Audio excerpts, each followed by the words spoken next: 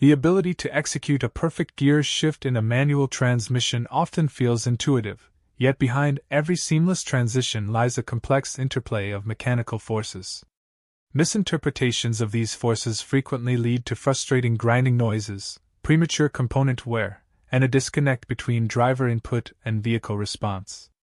Understanding the precise mechanical orchestration within the drivetrain is the critical step to mastering control and extending the life of these intricate systems.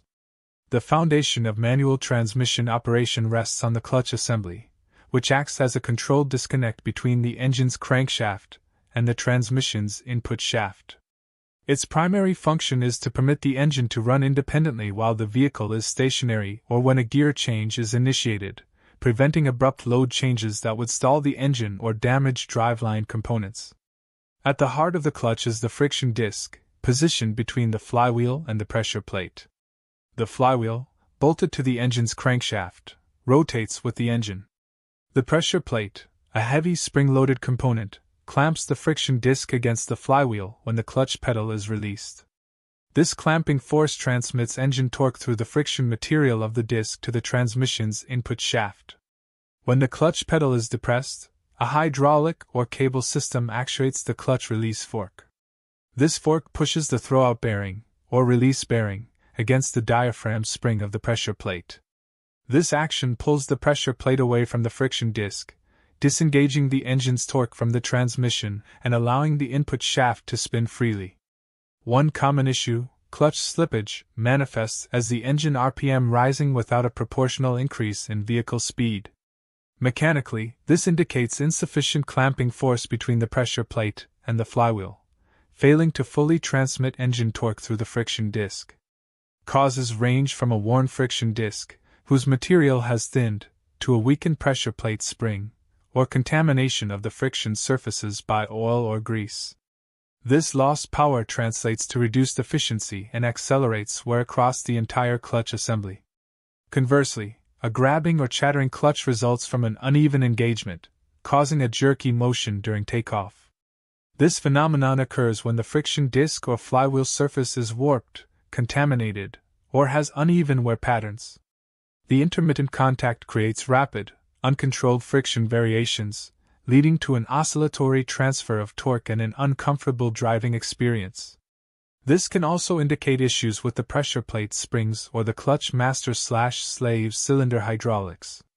Moving beyond the clutch, the transmission itself houses a series of gears mounted on input and output shafts. The input shaft receives power from the clutch, while the output shaft transmits power to the drive shaft and subsequently the wheels. An intermediate shaft, often called a countershaft, is typically used to reverse the direction of rotation and connect the various gear sets.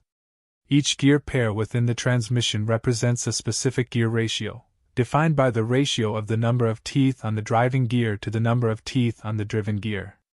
A larger driven gear relative to the driving gear results in torque multiplication, sacrificing speed for increased pulling power. Conversely, a smaller driven gear increases speed at the expense of torque. This mechanical principle dictates the vehicle's acceleration and top speed capabilities in each gear. The challenge of shifting gears lies in accurately matching the rotational speeds of these internal shafts and their respective gears to allow for smooth engagement. Without speed synchronization, attempting to mesh gears moving at different velocities would result in significant mechanical shock, wear, and the familiar grinding sound. This is where synchronizers become indispensable. A synchronizer assembly consists of a synchronizer ring, a hub, and a sliding sleeve. As the driver selects a gear, the sliding sleeve moves towards the desired gear. Before the gear teeth can fully engage, the synchronizer ring, a conical friction surface, makes contact with a matching cone on the gear. This frictional contact rapidly accelerates or decelerates the selected gear to match the speed of the sliding sleeve on the main shaft, thereby equalizing their rotational velocities.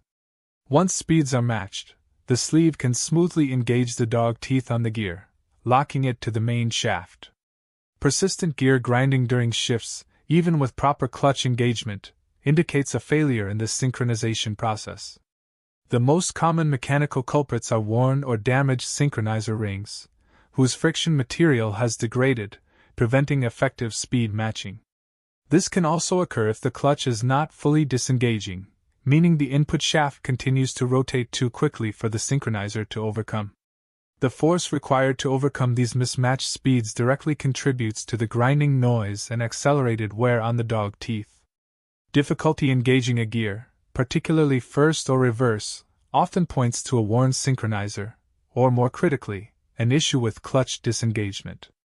If the clutch plate continues to drag, even slightly, on the flywheel, the transmission's input shaft will continue to spin, making it impossible for the synchronizers to achieve static engagement in first or reverse.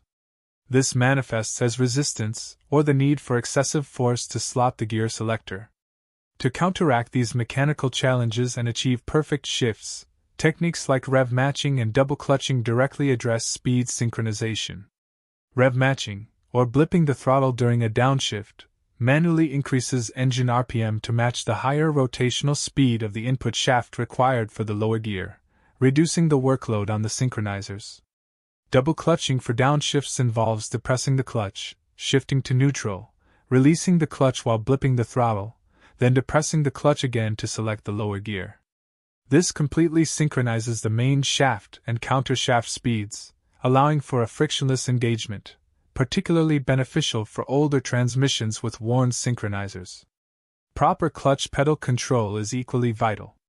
A smooth, progressive release of the clutch pedal, known as slipping the clutch, allows for a gradual engagement of torque, mitigating shock to the driveline and reducing wear on the friction disc.